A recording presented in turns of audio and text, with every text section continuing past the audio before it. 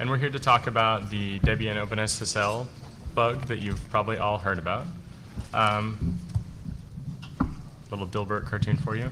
Basically, in May of 2006, there was a hopeful Debian developer trying to fix some bugs, and in fixing a bug, he actually introduced probably the worst bug that Debian has ever seen, and it's pretty amazing what widespread effect just a couple comments have created. And so we're going to go into detail about the actual bug and how the bug can be exploited in various different ways, different applications that are affected, and it'll be hopefully interesting to you. Yeah, the Debian bug is probably, as Jake said, the most widely spread cryptographic vulnerability on the internet at the moment, and certainly has been much wider spread a few weeks ago still. And it really all boils down to cryptographic keys and the entropy.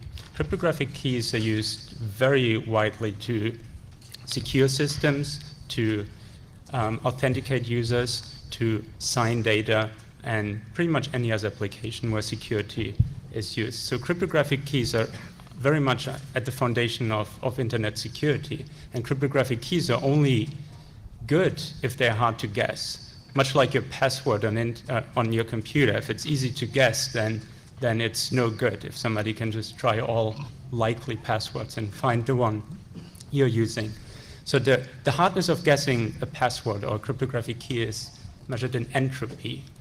That is the number of bits at least needed to describe it.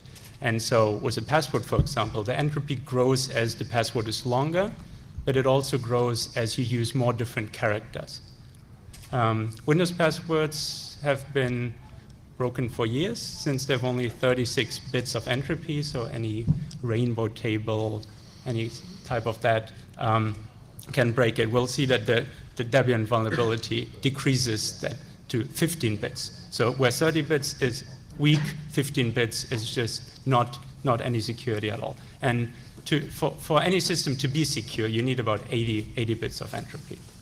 Now, these cryptographic keys and all the different applications that are used are typically generated from one packet, the OpenSSL packet, that was started to provide secure communication on the internet, but now provides all these very useful tools that other programs use to generate their cryptographic keys. Tor, for example, to provide anonymity, administrative utilities such as SSH, but also all kinds of other applications where cryptographic keys are used. Now, to generate cryptographic keys on a computer, the OpenSSL packet has to acquire randomness, basically. So imagine you have to come up with something random in a deterministic program. That's kind of hard. Linux or any Unix system pretty much already does the work for you mostly by collecting random events such as user input, kind of, for example, the speed at which you type, the exact path through which you move your mouse. All those things are collected and provided in the urandom. Now, OpenSSL doesn't consider that sufficient and adds a few other things on top of it. It adds the process ID, which also changes every time you call the program, this key generation program, and a few other things. And one thing it also does is it uses to bootstrap its entropy memory that has never been written to, at least not from this process. So imagine you read some memory cell that you didn't write to. It's basically random, its content, at least not very predictable. Now, that led some Debian developer to think about why somebody would ever read from memory before writing to it. And that's basically the irony of this vulnerability, is that of those sources of entropy, the uninitialized memory is actually the weakest, because it's not like you're actually getting the memory from the chip, it's the memory from the address. You know, basically it's initialized memory, so it's basically just leftover stuff from the stack. And so basically knowing the program, knowing the state, you'll know what those values are. So it was kind of a half-baked idea in the beginning. And then Debian developers, is looking to improve the software, and they're using a software called Valgrind. And what Valgrind does is it looks for memory leaks, and it looks for these cases where you're using uninitialized memory.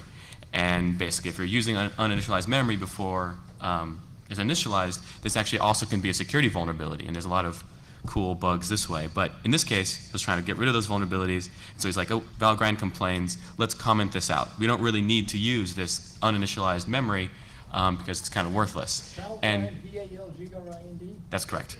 Yeah, VAL, and actually, It's a good tool. To be fair, there's also the Debian developer that did this apparently did not see the FAQ about the Valgrind error on the OpenSSL website. That was pretty specific, like Valgrind has an error in this, just ignore it. But then there's also the fact that he did ask, the Debian developer did ask on the OpenSSL dev mailing list, which is not the OpenSSL team mailing list, which means that anyone could answer that, and it's not an authoritative answer, even though an OpenSSL developer did say if you're trying to have some, like you're trying to solve some problems with debugging, you know, or if you want to figure out what's actually going on, it might be useful to, you know, get rid of those errors. But I don't think that, and no one would say that the OpenSSL team blessed that patch and said that was a good idea. Although there's definitely some dispute about whether or not that's a reasonable thing that an OpenSSL developer could reply on a dev mailing list saying that.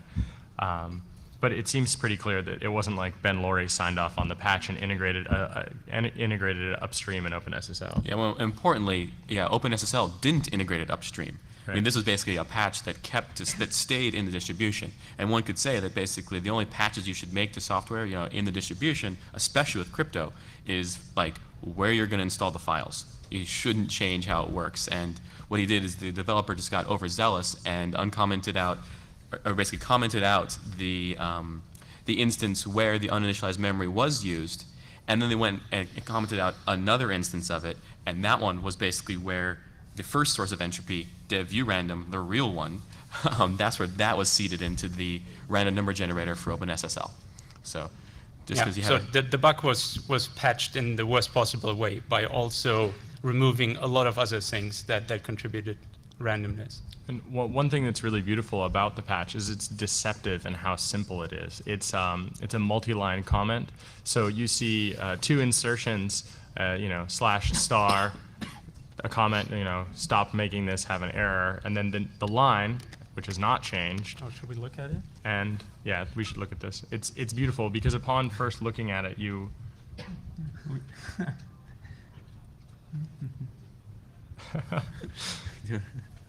Screen is much smaller.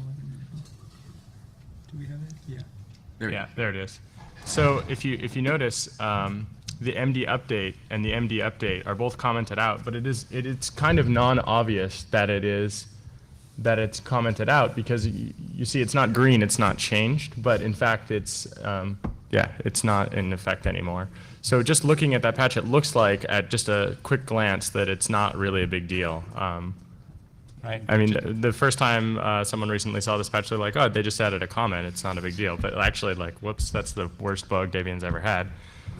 Yeah. And what's funny about this is you can tell it's, you know, this page is very popular. If you Google OpenSSL, SVN, and trunk, you get a link to that diff. So that is the most popular search result. And the problem is clearly not limited to a single version of Debian. It has been in the Debian stable for a year, but it has from there been taken into other distributions that build up on Debian, including very popular Ubuntu, which I think is the most popular desktop distribution. So it has spread very widely into many distros and has only after a year, in May of this year, been patched. And the interesting thing about the patch is, in violation of Debian's own policy on the issue, at least from my reading of it, they publicly patched this before they disclosed the bug. And the interesting thing, if any of you are familiar with the deny hosts package, they have a nice little graph. And the graph showed an increase of brute force attempts basically after the patch but before disclosure. Mm-hmm. Like an incredible, like several orders of magnitude higher. And there are a couple of news articles written about this. Unfortunately, we couldn't get the graph because the deny hosts website doesn't keep like aggregate stats that you can get from a specific date. It would be kind of neat to have that if anyone has it, but couldn't find it. So you're suggesting that people looked at the patch and worked out what the patch had fixed and were trying to attack? Yes. Yeah. for all security bugs, there's a lot of people watching every Linux kernel, change, regardless of what the comment says. They check to see if it has security ramifications. People are obviously reverse engineering Microsoft patches. There's no reason to believe that people aren't doing the same for distribution updates as well. Yeah, people even look at binary updates a lot. All Windows patches are reverse engineered to see what vulnerabilities they patch. So having a source code update is so much easier to look at. Yeah, that's all. Yeah. Yeah, so different programs are affected by this. Pretty much any program that generates cryptographic keys using the OpenSSL library, one of which being SSH, that's used as a secure login to servers. So it's used by a limited number of people, pretty much everybody in this room probably, but not a large fraction of the internet population. But it does affect most systems, since the system that you get your data from, that you trust, might be affected by some admin having a weak key. And SSH uses a number of different keys, and all of them could be affected. So they're the host keys that on first login, you tell your SSH, yes, you trust this host, and every time you log in, your computer locally will check whether the fingerprint of that machine has changed to prevent man-in-the-middle attacks. So now, given that these keys can be broken, the servers that you trust can be spoofed. Other keys are used for passwordless login. So you tell the server to trust your key and to let you log in without giving any other credentials. And those too can be weak. So if, say, the root account has a weak certificate, these can easily be brute forced. There's only 32,000 different ones on any given architecture, 15 bits entropy, and those can all be tried. Nice side effect is that that does not leave a trace in the log. So if you provide a wrong password, it will create a line in the log. If you provide a wrong certificate, it will not in most cases. Now the last keys, and the ones that haven't gotten much attention with regards to this bug, are the session keys. So to provide forward secrecy, we'll get to that in a minute. Initially, in each session, a new key is generated that both parties agree on, and then those user keys or host keys are used to sign that key, to make sure that both parties agree on that. Now, those session keys too can be vulnerable, and since the session keys are generated at the beginning of each session, they can be vulnerable if one of the computers is vulnerable, and not necessarily any key that you can look at. So all the tools that have come out to fix the SSH program, they search on your computer for weak keys. If you, though, without having a weak key, log into another computer who doesn't have weak keys either, but has a broken OpenSSL library still, those session keys are predictable.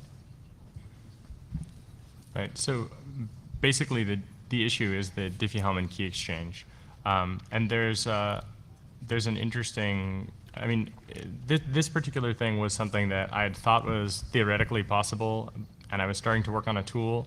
And then in researching the tool, I found that someone else had actually already written the tool and released it. So these guys are badass, from what I can tell. Basically, they wrote, so the three tools that are up here are pretty much self-explanatory. But basically, it can generate, the first key, we haven't tested this, but it seems reasonable from reading the OpenSSH source and also from understanding a little bit about the protocol and discussing it with people that are more knowledgeable about it than myself. You have a couple of things you can do. Even without the weak keys, the secrecy of the OpenSSH conversation relies on the Diffie-Hellman. And if either of the secrets chosen by either side is weak, then you are screwed. And this tool will take a PCAP file and decrypt those sessions, and it'll also extract the authentication keys from the conversations.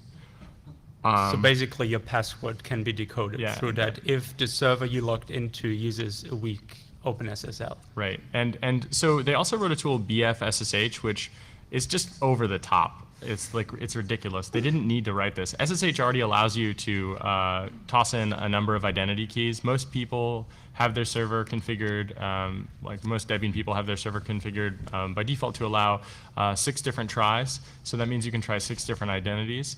SSH, just normal in a loop in like bash, you could call 6 keys at a time and try and log in, and if you have a success, you could narrow it down pretty easily. But they just wrote a tool that tries everything, and in 10 minutes, they can get an entire set of keys for a given architecture and get into the machine if there's a weak key. And like I said, the decoder is, if someone wants to demo this with a Debian. cr0.org. Oh yeah, CR0, yeah, that's right. Thanks. Thanks. So I mean, if someone wants to try this out, I'm sure that it would work. It makes perfect sense that it would work, but we didn't have time to do this. We found it at the very last minute, so. And Any questions on the SSH bugs before we move on to some other applications? One thing we should also point out about that is, like, even if you're, say, running like Red Hat Enterprise Linux, you're like, oh, this doesn't affect me. I pay good money for it, Enterprise Linux. Then, you know, one of your users is learning how to use Linux, and they're like, I want to run Linux too. They download Ubuntu, you know, and they figure out this whole SSH thing and upload their key. So even though you think you're not affected, if a user generates their own key on a vulnerable system and places it on your system, your entire server is open to attack. And it's not like there are no local kernel vulnerabilities in Linux. And there's also some really beautiful PAM timing attacks with SSH. It's very easy to find out if a user exists on a given system, completely unrelated to this bug. So if you combine a couple of other OpenSSH issues together, you can probably get pretty far. And as Dino was just mentioning, the Linux kernel is rock solid and has no problems. So I mean, if someone were to get a user local account, it would be impossible for them to root it, obviously. Yeah. Sarcasm. So, You guys are limiting yourself to discussing Linux here, but what about, you know, Solaris and other things? It's all the same, I assume. Absolutely. the question is whether other Unix flavors are affected, and they are affected if they do talk to a Debian system. So if somebody from Solaris logs on to a Debian with a weak SSL, then they are affected too, yes.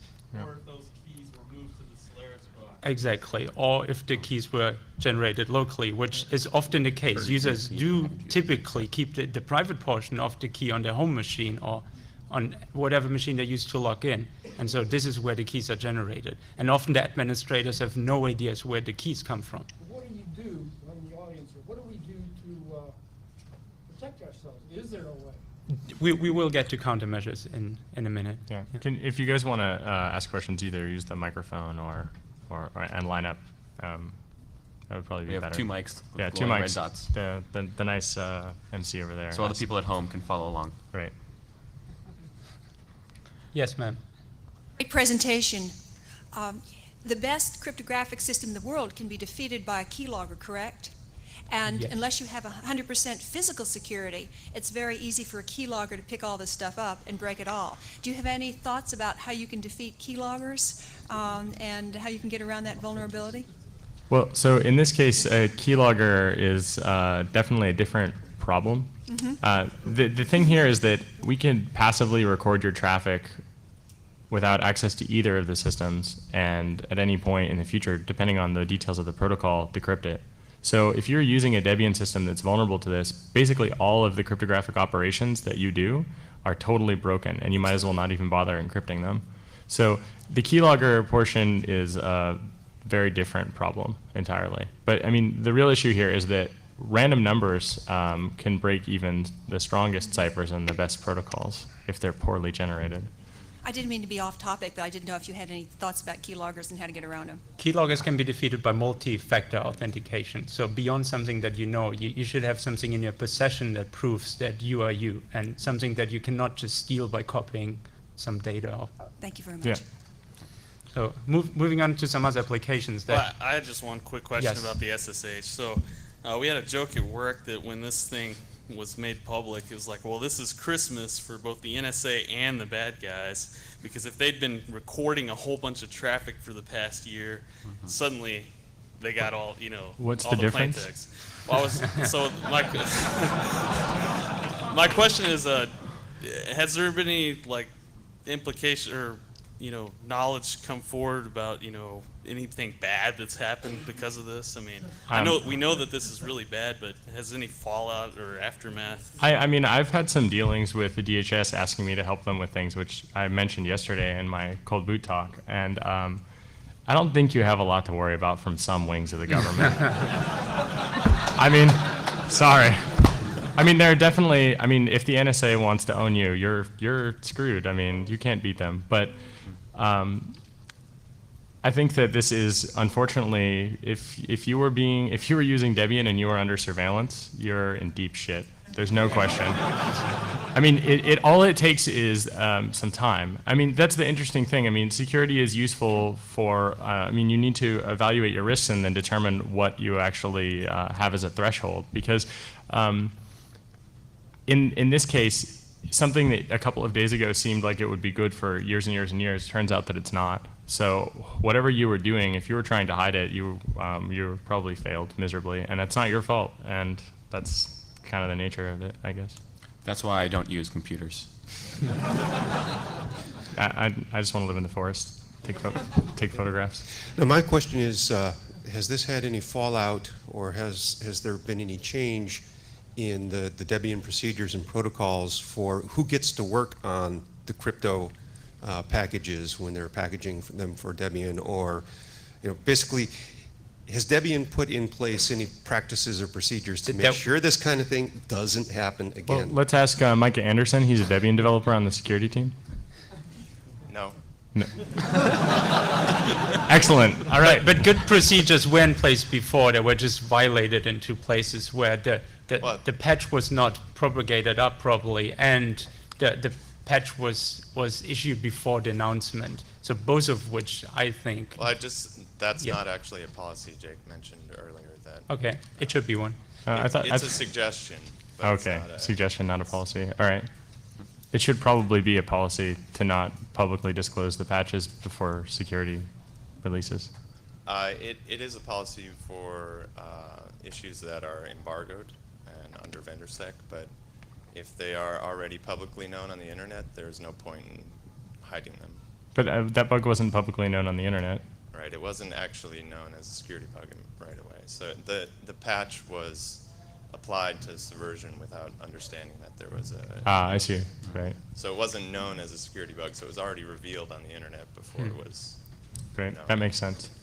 I guess my question was more along the lines of who gets permission, actually, to submit a patch on crypto code? Have they vetted the people who have the commit privileges there? Just to talk to the vetting issue, I once sat in a room with a bunch of NSA, DoD, FBI types at Cisco, and they were talking about how, since everyone in the room was vetted, they could talk freely about their plans to want to control the internet. And then they talked about a bunch of other stuff that they shouldn't have talked about in front of me because I have next to no respect for them. And basically, I think the vetting process sometimes can lead to something good, but the Debian way of dealing with this, which maybe Micah can speak to, is about as reasonable, I think, as any vetting process can be, which is, well, if you want to mention how every Debian developer can upload any package into the repository and things like that. Yeah, I mean, the question goes further upstream. Who in the OpenSSH development team has access to commit things to that repository, and what's the vetting process there? I mean, you can keep going. I don't know how interesting that really is, because how do you trust those people? Yeah, it's like a group of activists that once did a GBG key signing party refused to sign my key because I wouldn't provide government issued ID. Right, exactly. I was like, are you kidding me? Can you trust them? I mean, here I am. This is me. You're signing my key, and that represents me. Well, we need a driver's license. Right. Right. Cool. Well, I know I don't want to talk to you. Can I just point out one thing that you were mentioning earlier? Sure. You were mentioning that if you had a Solaris box, for example, and a Debian or Ubuntu user used SSH keys to connect to it, then you might have an issue with this particular problem. But I think it's actually a much larger problem than that, because the possible keys that could be generated for a host key or for an SSH authentication key are a limited set, and unless those keys are blacklisted so that your Solaris box can't generate them, there is a set of something like 32,000 keys that could potentially be generated, and anyone could use to log into your Solaris box, whether or not you have a Debian or Ubuntu user. you should have a blacklist of these keys, otherwise you're compromised. Right. Well, Because it's a known set. Well, so it's complicated because you have basically a lot more than 2 to the 15th of keys. You have 2 to the 15th of keys per architecture, and you have variable based on algorithm, and then you also have something based on key size. So like John Gilmore, for example, is a really funny guy, and I respect him a lot. So when he generates SSH keys, he picks a random number above like 4098 or something like this. That's somewhere between that and like some ridiculously high number for his RSA keys, so that if someone builds a pre-computed table of 1024-bit, 2048, 4096-bit keys or whatever, he's not going to fall into the like pre-computed table. It's off by 1. Because it's, or off by like 1,000. So, and that doesn't protect him, but it would protect him against the fact that everybody that uses the default is the main person that will be targeted. But it also means generating a blacklist is really difficult, because the blacklist is going to potentially give false negatives. Because you could have a weak key that doesn't fit into the nice, neat blacklist, because it would take a long time to generate, even with only 2 to the 15th, you would still have a lot of, I mean, if you have a 2000-bit key, well, now you have to generate 2 to the 15th of those keys. So there's a lot there. Blacklisting is very difficult. Okay, hi. So I'm also working on Tor. And Tor was affected by this. We got away very luckily. This could have been a lot worse. Basically, there's about 1,500 to 2,000 Tor relays. You should all run one. About 300 of them, several of them were my machines actually, which was very disappointing. They had weak keys, and anyone that was using a circuit that consisted entirely of those 300 relays, their traffic could potentially, basically, if someone were to write a tool, please don't write a tool, but if someone were to write a tool, it would be possible to decrypt it. We detected all of these machines basically instantaneously. When we learned about the vulnerability, we published the blacklist into the directory authorities so that clients that were using the Tor network would basically not select the 300 servers that had weak keys. So we protected our users right off the bat, and those 300 servers continued to run, but no one was talking to them or using them, which was good. It's definitely bad to have a lot of servers all on a single platform in this regard. This also affected hidden services. So if you've ever used the .onion address, the identity keys for .onions, those hidden services were also generated in the same way as any other key. And as a result, those could be spoofed. And you could publish a descriptor to the network.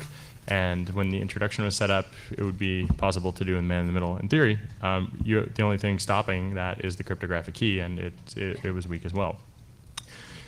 Very bad things could have happened if 4 of the 6 directory servers had been vulnerable.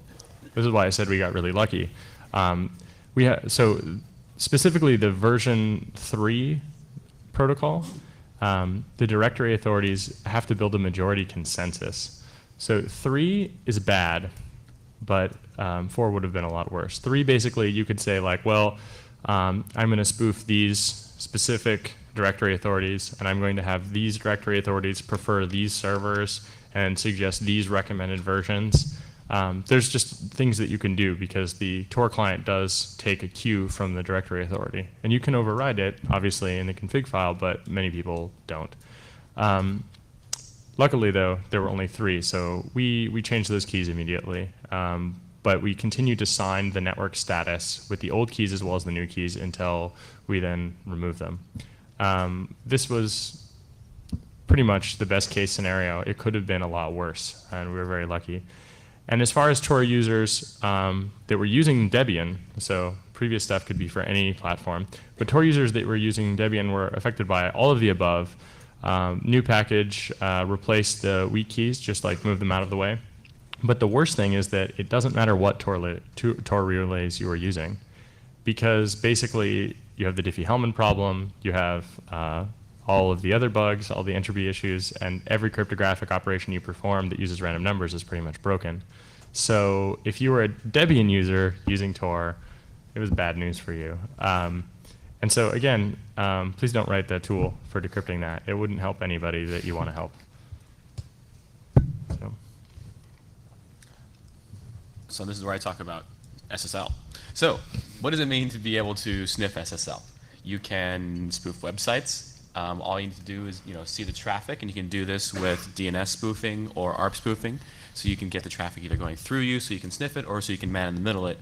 And once you can decrypt SSL traffic, you get passwords, credit card numbers, and the best part about it is the great signal-to-noise ratio. People don't use SSL for things they don't really want to keep secret. So if you just sniff everything that's SSL, you get the more interesting things.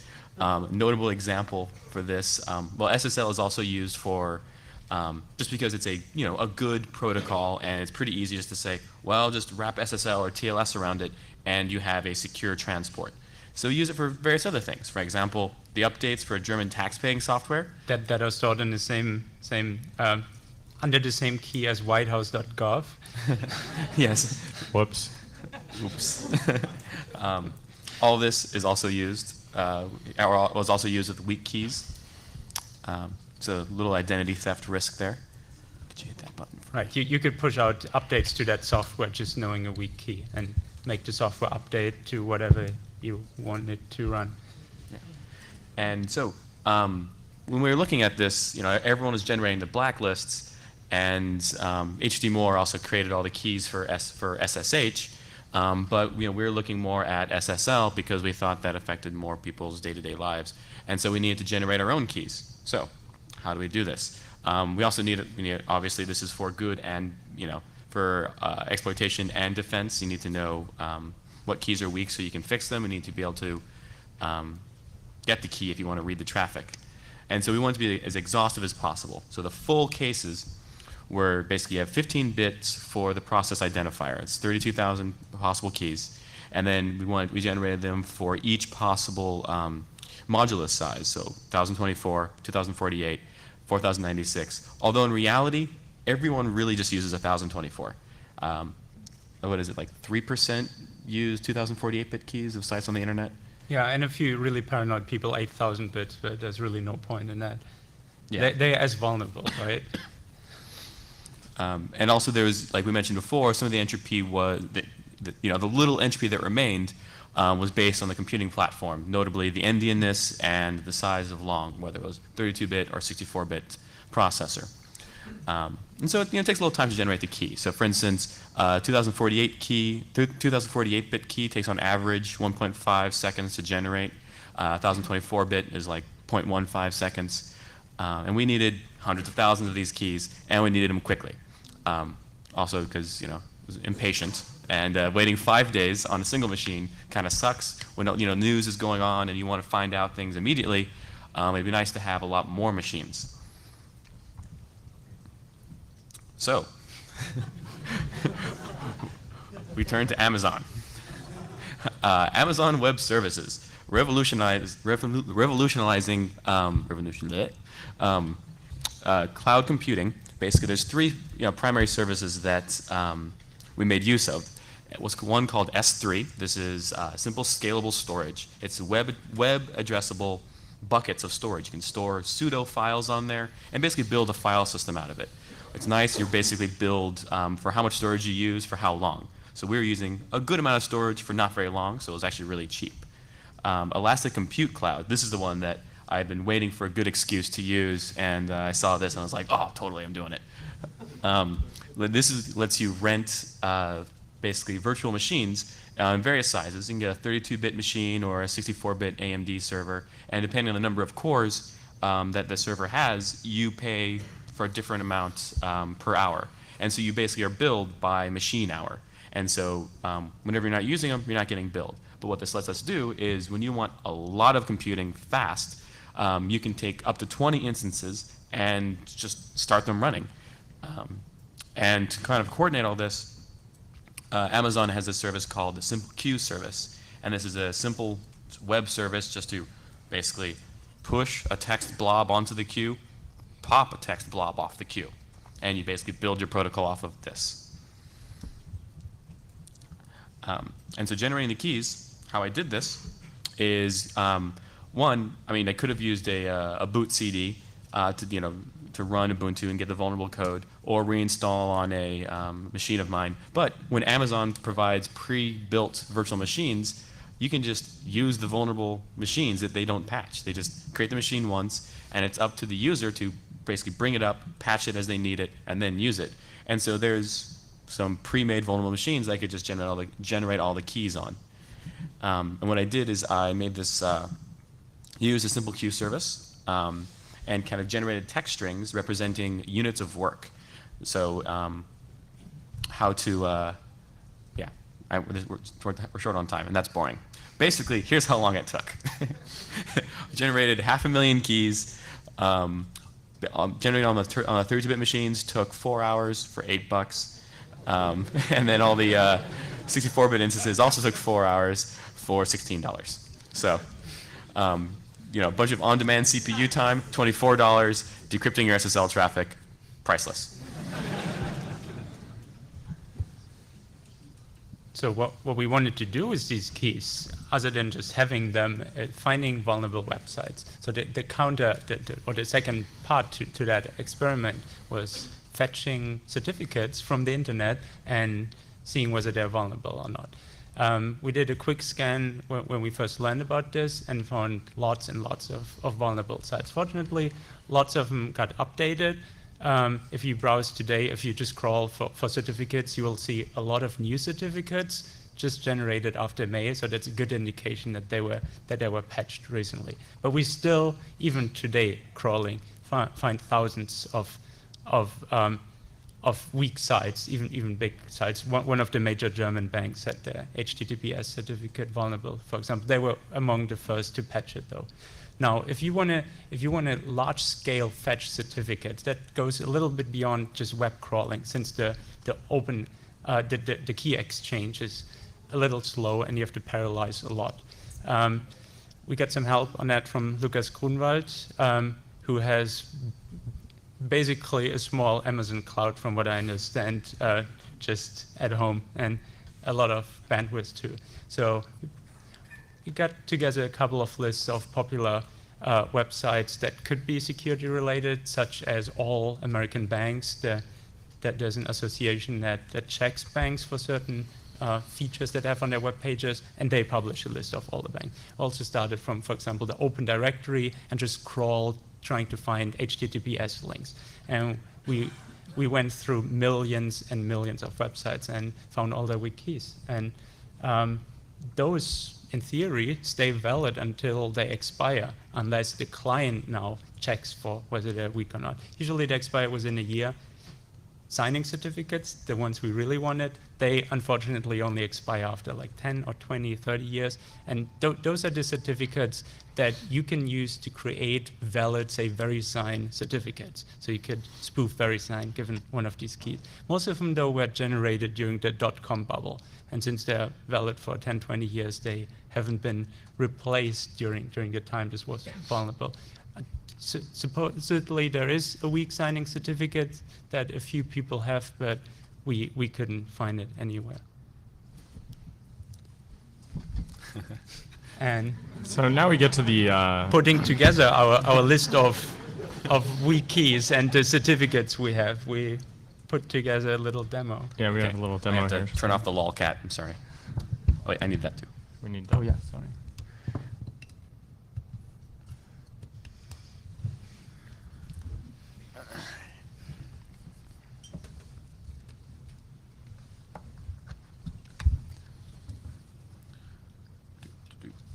All right. Okay. So here we go. Here's a site that happens to not really use SSL for anything, but is still vulnerable. So let's check this out. So to implement this attack, I took the tool called SSL dump. Basically, it's like a packet sniffer, and it'll show you the various stages of the SSL protocol negotiation. But obviously, it can't decrypt the traffic because it's SSL. That's impossible. However, say you had, I don't know, a directory yeah, like recursive.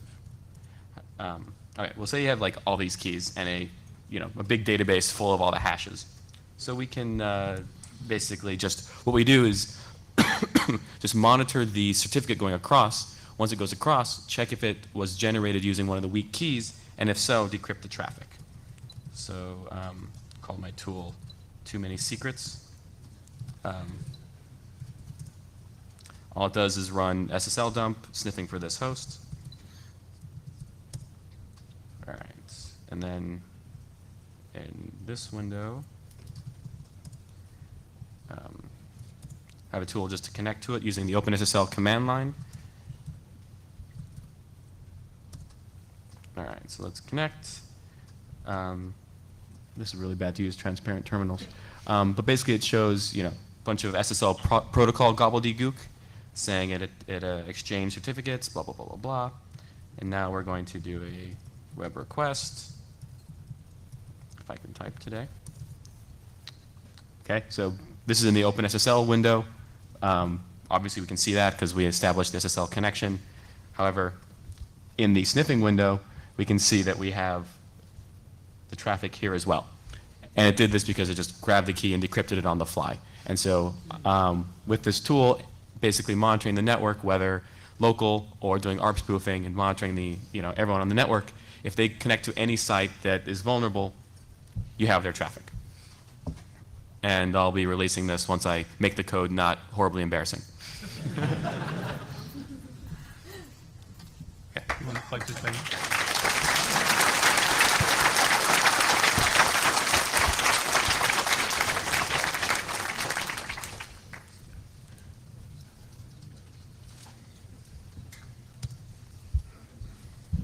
Now, getting back to the question of what can you do to defend yourself or your users, your systems against this threat?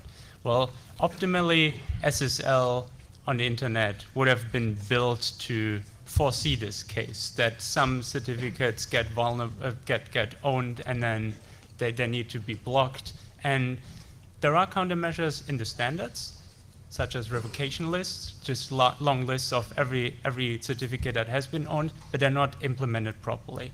So I think Internet Explorer 7, but only on Vista, is the only browser that has a half-baked okay implementation of this. Firefox, any of those, does not. So if there are any Firefox developers here, please fix that. Foresee cryptographic keys may be being vulnerable and getting owned, and help us block those. Now, since the browsers themselves don't have defenses, a lot of people have just generated those blacklists that we have generated on the Amazon cloud and published those, for example, as a Firefox plugin. Now, Firefox is, 20 megabytes. The blacklist of the list of all keys would be almost 500 megabytes. So that would be a painful update, especially on some more embedded platforms. Is that a question that we need to take? Yes. From what I've heard, Firefox 3 will implement OCSP, Online Certificate Status Protocol. Will that not help with this issue? That's an interesting protocol in a bad way. Yeah, I know nothing about it. Okay. Yeah, so basically it has these interesting privacy implications where if you want to find out whether or not there's an issue with that certificate, you're going to have to report back that you're visiting that website. I mean, maybe if there was some sort of like decentralized anonymity network that you could route through, that might change that. Potentially. But I mean, it doesn't, I mean, it seems like it's a good idea, but I wonder what will happen to, so when you have this many problems, let's say, it seems like that's going to be asking a lot of questions. I hope the servers can take the load, I guess. I'm sure that it's designed well. Like software never has problems, so. Well, there are blacklists for SSL blacklists on the internet now. So the Firefox blacklist is condensed to, I think, about 30 megabytes. Still painful update, but definitely much better than getting the entire key list. There are packets that prevent the SSH problems too, at least some of them. And I think Debian were the first to provide patches there. So they, at least to congratulate on that. what these patches do is search your computer for weak keys and then ask you to replace the weak keys, or even do it automatically if it's the host key, from what I understand. Now, this solves problem with user keys and host keys, but the Diffie Hellman might still be vulnerable on the other end.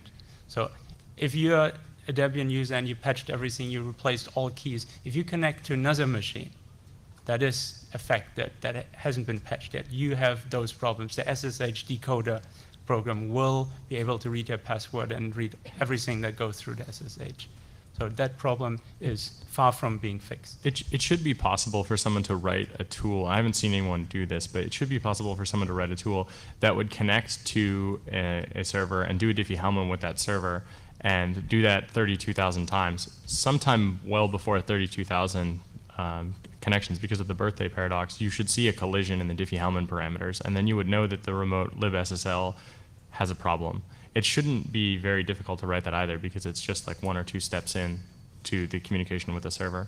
But no one has done that yet. But that's probably one of the last outstanding real big problems here, because as Carsten was saying, and as we said earlier, that's sort of the weakest link for the whole protocol, which to me was surprising when I started learning a lot more about how the protocol worked. The idea that the Diffie-Hellman could be so important when you have all the rest of the keys in play was kind of whoops.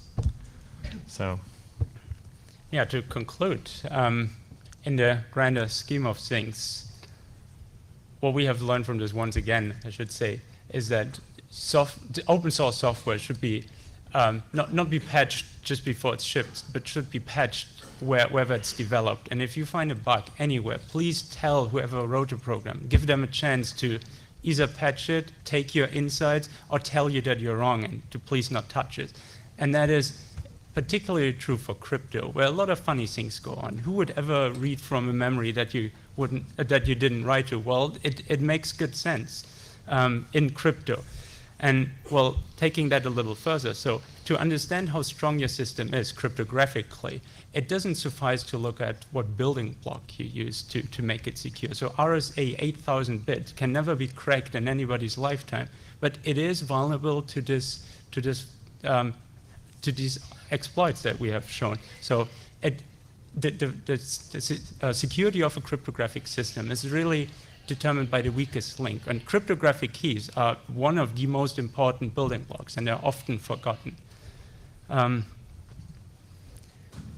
As I've said, please implement revocation lists and all that. Key management is too important of an issue to just be ignored and to always rely on the perfect secrecy of cryptographic keys. Keys get owned beyond this just by people logging in and stealing the private portion of some keys. So please help mitigate these problems by implementing the revocation list, at least for SSL.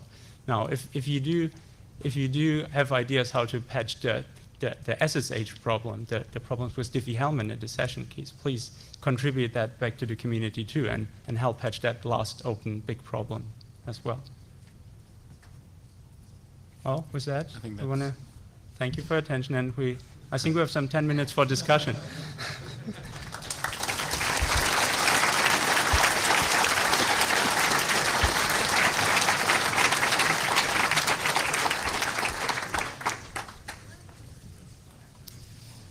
Hi there. A quick question. Maybe I was missing something, but is the blacklist the only way? Is that the best way to determine if the host, could be broken over SSL? Isn't there a way would there be a way to scan yourself on your own computer before you initiate connection? You're trying to connect to your online bank account or something like this. Rather than referencing a blacklist, could you determine that yourself on your own PC? Alternatively to a blacklist, you could have a very, very long list of all hosts that are known to have weak certificates, but the blacklist is probably smaller. Right.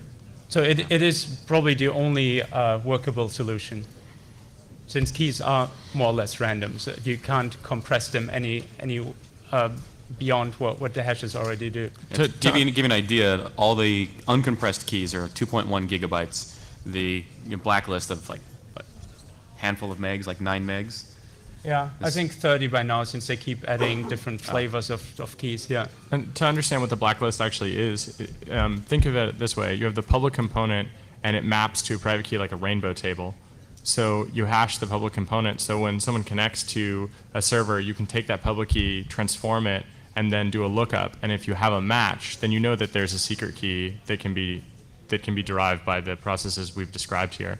So the blacklist is basically a hash of the public key fingerprints. I mean, depending on implementation, but that's like the simplest way to do it. So you can't really check your own computer because the thing that you're looking for is the remote computer, I guess. Does that answer your question? I guess the process of generating the blacklist, why couldn't that be done?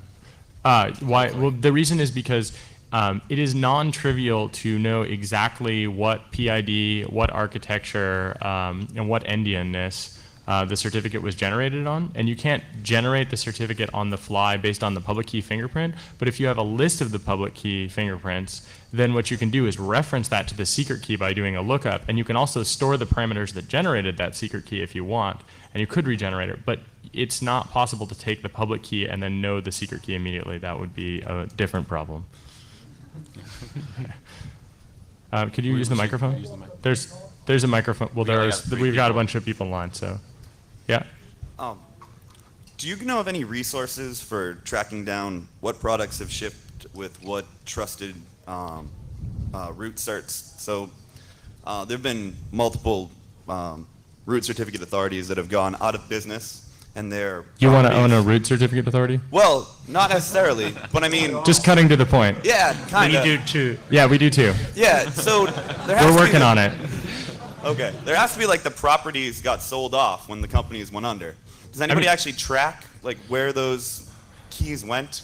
Good or who would own question. them? Hopefully they got deleted. Have you ever looked at your certificate authority lists that are in web browsers? There's crap in there that you don't trust them.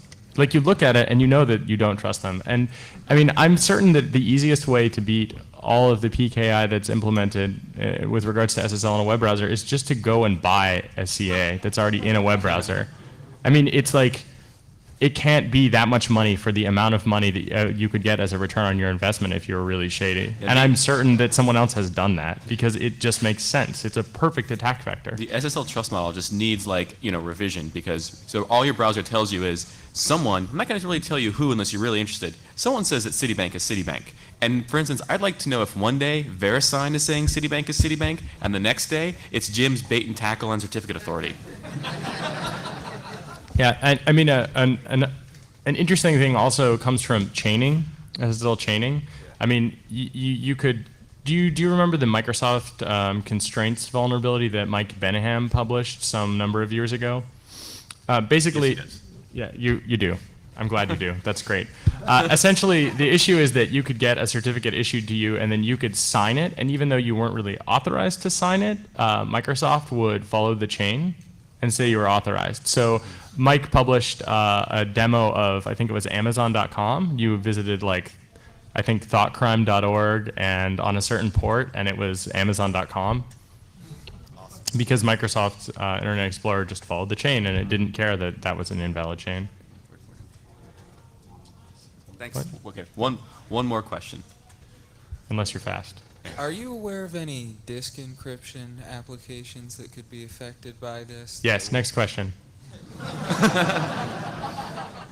Seriously.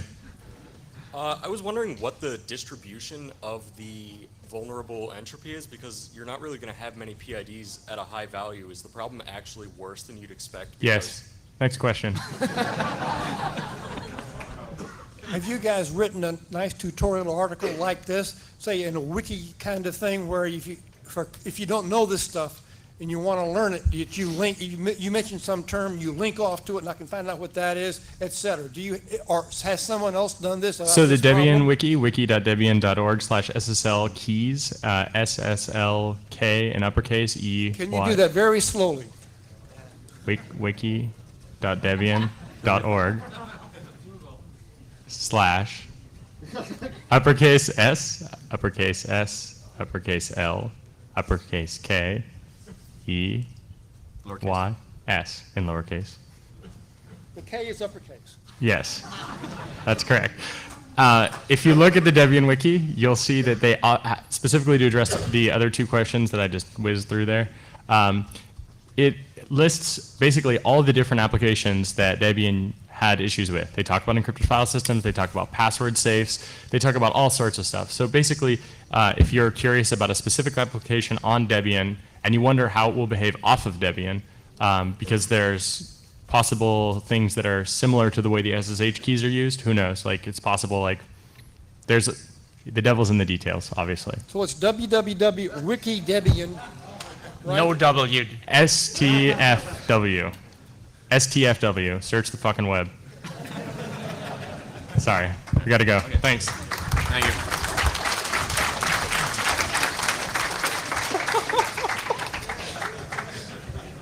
That went a lot better than I expected. It's fun. Yeah. Okay. Sorry? Yeah, That one really morning. Yeah. But it's definitely here. Thank you. Yeah, he said he would be here. You can just Oh, he worked for the. He works for an SSL company. Oh, awesome. Do you guys have a vulnerable root certificate? Are you sure? Give his email. Can we see? I can't email it. Yeah. All right, cool. We also picked up. We went to